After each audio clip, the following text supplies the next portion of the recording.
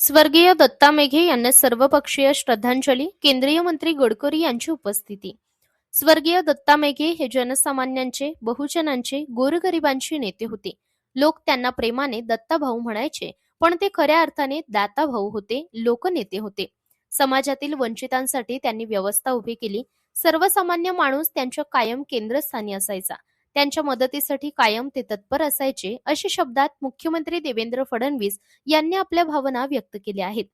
व्हीसीए जामठा येथे ज्येष्ठ नेते व माजी मंत्री स्वर्गीय दत्ता मेघे यांना सर्वपक्षीय श्रद्धांजली अर्पण करण्यासाठी शोकसभेचे आयोजन करण्यात आले. यावेळी केंद्रीय रस्ते वाहतूक व महामार्ग मंत्री नितीन गडकरी यांची प्रमुख उपस्थिती होती. मुख्यमंत्री पुढे म्हणाले की दत्ताभाऊंनी आपल्याला जी गोष्ट मिळाली नाही ती इतरांना कशी मिळेल यासाठी विविध क्षेत्रात काम उभे करीत मदत केली. हा विस्तार करतानाही त्यांच्या डोळ्यासमोरून सर्वसामान्य माणूस गेला नाही. संस्था उभ्या करतानाही त्यांनी गुणवत्तेशी कधीच तडजोड केली नाही.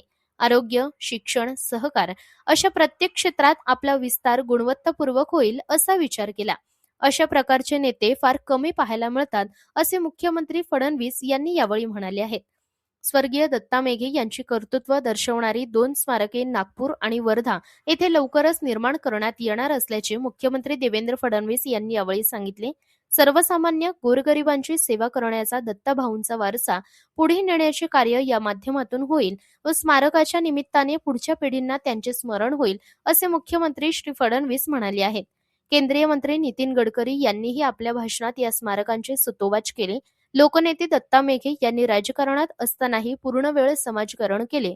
अशी माणसे दुर्मिळ असतात आणि दत्ताभाऊ राजकारणातील दुर्मिळ व्यक्तिमत्व होते. या शब्दात केंद्रीय रस्ते वाहतूक व महामार्ग मंत्री नितीन गडकरी यांनी दत्ता मेघे यांना श्रद्धांजली अर्पण केली आहे.